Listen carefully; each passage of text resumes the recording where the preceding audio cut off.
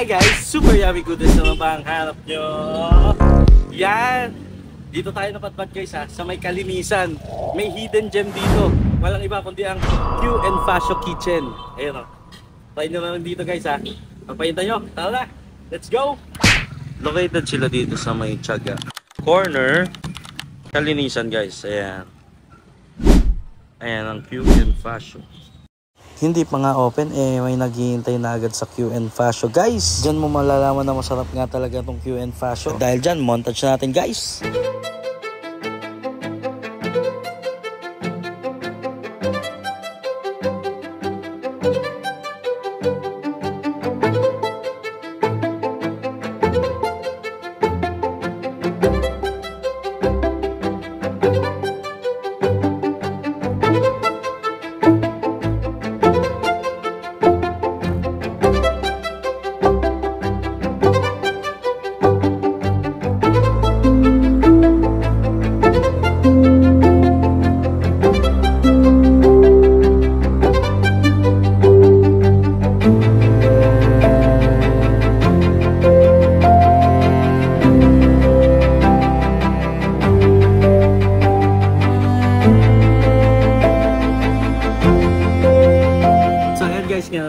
Dito tayo sa Q and Fascio. Dito lang yan sa 703 Kalinisan guys. Ayan try nyo rin dito guys ha. Ang daming serving dito. Grabe. Unahin natin tong yang chow nila. Kaya tayo guys. Ayan natin yung shadow nila guys. Ayan.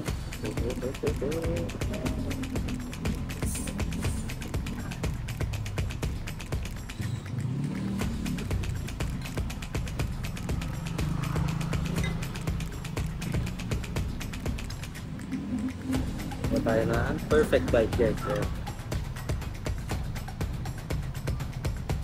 Kain tayo, Q and Fascio.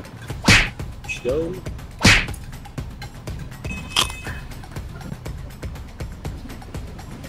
Woo! Tender ng beef guys.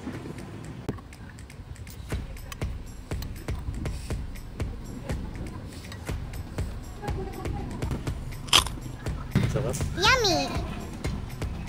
Balita ko nga yung mismong nagluluto dito Kapampangan nga. Kaya pala siguradong masarap talaga.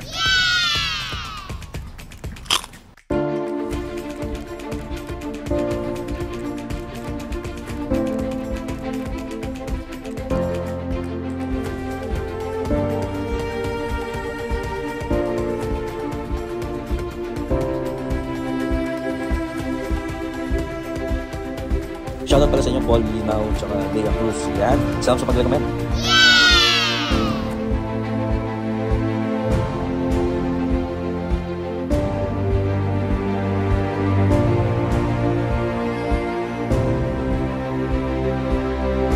So ayan guys, napakasarap ng Q and Fascio na hinain sa atin guys. Sobrang dami, grabe. Try nyo yung patatim. Grabe, sarap ng patatim. Ang lambot. Tapos yung pancit. Tsaka yung mismong caldereta. Ay, mechado pala. Kaya ano pakita nyo? Kung natakam kayo, puntahan nyo na rin yung Q and Fascio. Tara na, let's go!